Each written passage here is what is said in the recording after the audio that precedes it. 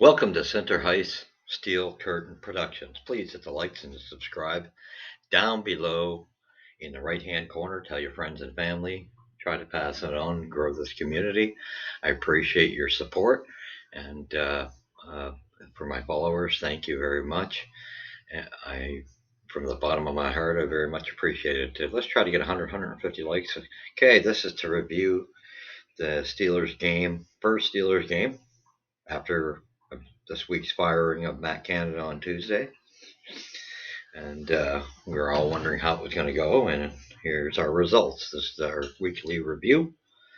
And it went quite well. Quite well. You had noticeable differences immediately with the offensive playbook was just night and day.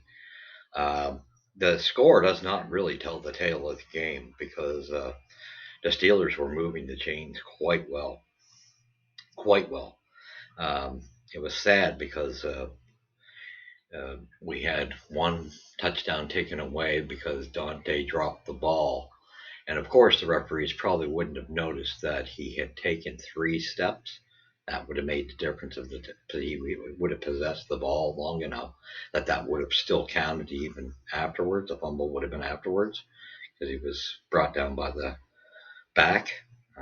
So unfortunately, the Steelers didn't seem to catch it either. Their coaching staff, had they brought up the replay and looked at it very close, they didn't challenge it. They would have had a touchdown, which was a shame to get that washed away because the Steelers had moved the chains very nicely down the field. It was disappointing that it didn't show in the first half in their favor since he no score in the first quarter. 7-3 in Cincy's favor in the second quarter. Like I said, with the touchdown taken from us, which refs wouldn't have seen it, so it wasn't deliberate. They had just been challenged and gone to the video, they would have caught it then. But anyway, we came back in the third quarter and got a touchdown, and then 2 field goals in the fourth, and they had a field goal. And again, uh, it was just a well played out game. The score does not tell the tale of the game. 16-10 was your final. But again, they ended a drought, a big 58 game drought of yardage. Well, let me see here.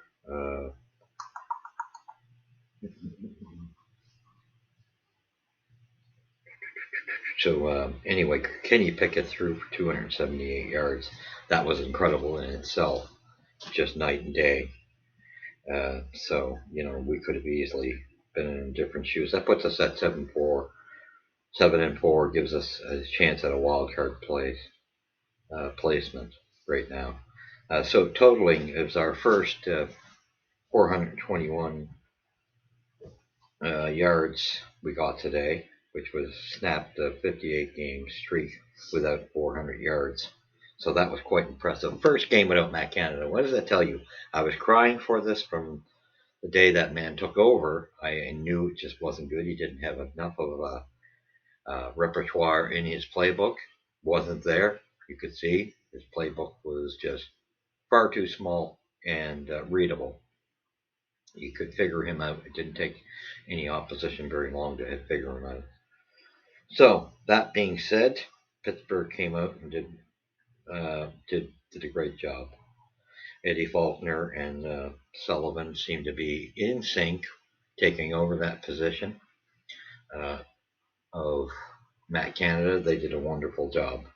Unbelievable the way they mixed the plays up and started firing the ball, utilizing the middle of the field because Fryermouth was utilized finally, and he should have been because the man can catch a ball, move the chains quite well down the middle of the field, and that's what we needed to mix it up. No one was seeing from the Steelers this season.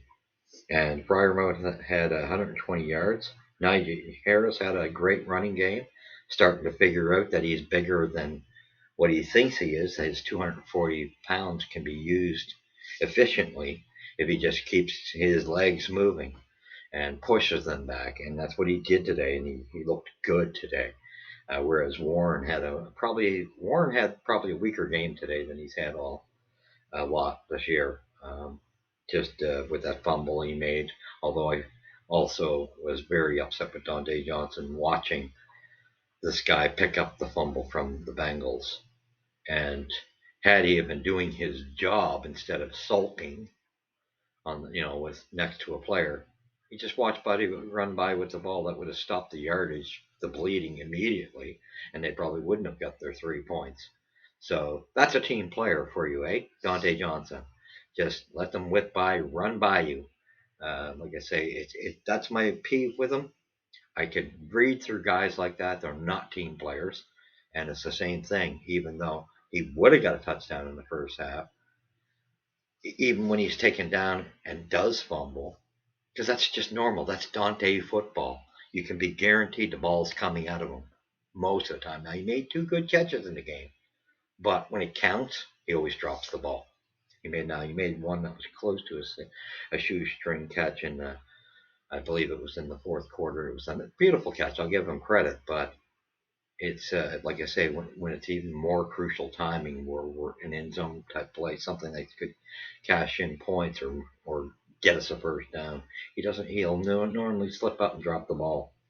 So yeah, I think that I hope that Tomlin goes to that video and brings up that play and shows his whole team what he did in the replay, standing there watching that guy blow down the field, and that almost cost them the game.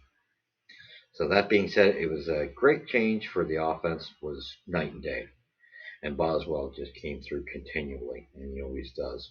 And I think this pretty much, sadly it's not sad for us Steeler fans, but for the Bengals, that puts them at 5-6, which I think that pretty much almost does the season for them. It's kind of telling the tale. But that quarterback, that Jake Browning, did not play bad. And that was the fear of it. Imagine if Matt Canada had been running our offense, we would have lost today again against another backup because Browning was half decent. Yes, he threw an interception later in the game, but he played a good game. He played a very poised game. So good move on Steelers all the way around, making the firing and putting some guys in there that had an actual playbook and it wasn't obvious to read, and they switched it up continually. You could tell the ball was being spread out. Johnson was getting it at times. Austin got it. Uh, Fryermouth was utilized a lot. Um, Warren even was in on some of the passing plays as well. They really utilized their offense, and that's what you want to see. Washington played a great game for his blocks that he made. Yes, he could have got calls on that Harris touchdown in the fourth, but at the same token, I think it was kind of a iffy one to call because it almost looked like uh, their player was almost looked like he was holding us as well. So it was kind of almost looked like it could go both ways, and I think that's why the ref didn't call it. So. Um, and like I said, I mean, unbelievable that Pickett um, just played unbelievable today. Compared to what he was not being utilized to throw the ball much whatsoever, and I'm sure it's a shame. Yeah, so yeah, sounded like 249 yards passing for Pickett, or total. No, 240. Yeah, 249. Yeah, that's what it's saying here. And it sounds like there was an altercation on the sideline between Dante Johnson and Mike Tomlin. I hope Mike Tomlin sits his butt off and sends him on vacation for the year. Like I say, I'm not shocked because he had an attitude the whole time, and he's had an attitude for a while. Maybe he should show, and I hear some guys saying, "Oh, how he's so good," and this is even ex NFLers, and I'm thinking, and although they tend to be defensive players, um, because if you watch Dante's history, he drops the ball quite a bit, butterfingers. So don't give me the garbage. I mean, the guy is what he is. He's a number 3. He is not a number 1. So don't pump his tires. You know what I'm saying? So it is what it is. But it's evident he's butting heads with Tomlin. And I know that after this firing, it sounded like there were still some issues going on in the background. I don't know how deeply rooted that is, how many players it is, and it sounds like it's offensive players, mind you. I know I heard, Dante, of course, was always in there in the mix. We heard not in depth, but Pickens. Uh, Something was going on. Don't know what. And then we heard Harris had some comments. Didn't quite clear the air, but sounded like they were disgruntled, those three, in some facet, some way. So I think Dante evidently, at least with Harris and Pickens, they went about their business and played the game today for their team. And you didn't see that attitude on the field. Whereas you've seen it plain as day with Dante. And for me, see ya. Have a vacation. Suspend a guy. I don't know. I'm just he's got it in his head that he's some type of superstar. He's only a number 3 in quality. Give me a break. And the Steelers are going to have to address this on the offseason. Try to trade the guy. You either get somebody equal and you got a number 3 in return for him, or what I would like better is go out in free agency and get an actual number 1, right? And that would solve the whole problem. So, yeah, I'd like to know. So it sounds like he's sounded off at reporters as well. So anyway, that was that. We'll get into the exact stats. Okay, stats 421. I mean, that just blows your mind. That 58 games they couldn't do this because they're held back by the offensive coordinator in that Canada for how long, right? And they took them this long to break the first day they were without Matt Canada. They go and end that record. Perfect. 421 yards, which they couldn't do in all 58 games. That's incredible. And compared to 222 for the Bengals, 268 passing yards by Pickett. That was 100% better day and night compared to 197 for the Bengals quarterback. I can never remember that guy's name. I guess he's a backup. And rushing yards, we had pretty consistent 153, good numbers. Our running game's been working well. Compared to theirs, 25, very shocking for them. And then we had 68 total plays compared to 41. That's incredible. 6.2 yardage gain, average yards gained by the Steelers compared to 5.4 of the Bengals. First downs, 22 to 10. That's just night and day. And those numbers show how much the chains were moving today for the Steelers. They were moving that ball quite well. Third down conversions, another thing that comes out. 47% third down efficiency compared to 20. And that's in the Steelers' favor. I mean, all of these stats that have totally flipped and drastically flipped since Matt Canada's fired. This offense can do a lot more if it was being coached and the playbook was proper. It just shows you clear night as day. Penalties, 5-5. Penalty yards, 55 compared to 36. So the Steelers were a little bit, they had some penalty issues there for a little bit. Turnovers, 1 apiece. Tackles, 28 to 42. Usually we do better in that department or keep up with our opponents. But since he's got a good defense, we know that. Sacks, we outdid them. I mean, that's what more can you say about TJ Watt, TJ Watt just, he is the engine for that team. No Anderson, Butts, and Hayward being the leader he is. Those two, 1-2 punch, and Highsmith on the opposite side. Just those three were doing their damage, and they were doing it quite well. And you got to like it. Okay, so sack yards lost, only 10 for the Steelers, 30 for the Bengals. Here we go. Here's the other one that I've been talking about every week.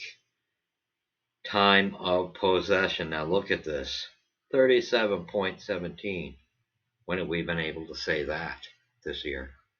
Compared to 22 for the Bengals, for the backup quarterback. It's telling you the story. Matt Canada was holding this offense back. Sorry to say. He could be a nice guy, but he's not NFL material. And so the game starts, no scoring in the first quarter. Second quarter is where everything starts up. Chris Boswell gets the 41-yard field goal at 12:39, 10:30 left. Drew Sample scores an 11-yard pass from Jake Browning. That's their backup quarter. He was poised for a backup. We would have been under Matt Canada's playbook. We would have lost this game. No end of some buts. Because he played quite poised. He made some very nice plays. So they were up on us 7-3. They got that after the first half. Third quarter starts. Najee Harris started looking like he was running the ball really well. He's starting to figure out his weight. That he's a big boy, and he can push these guys back, these linebackers back, if he keeps his legs moving. And he did that today. So I think he's figuring out his own body. Someone's just making him realize he's got muscle and weight. Use it. Don't forget, you're not puny, so you don't have to just drop. So today he looked great, and Najee performed very highly. So he got a touchdown. He puts us ahead 10-7 in the third quarter. We go into the fourth quarter, and of course our buddy Boswell, who is money in the bank, always another field goal. That 8:03 left, and at 2:51 left, Boswell comes through again.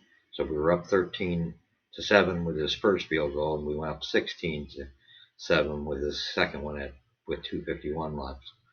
And at 2:04 left, they got a field goal, to make it 16-10.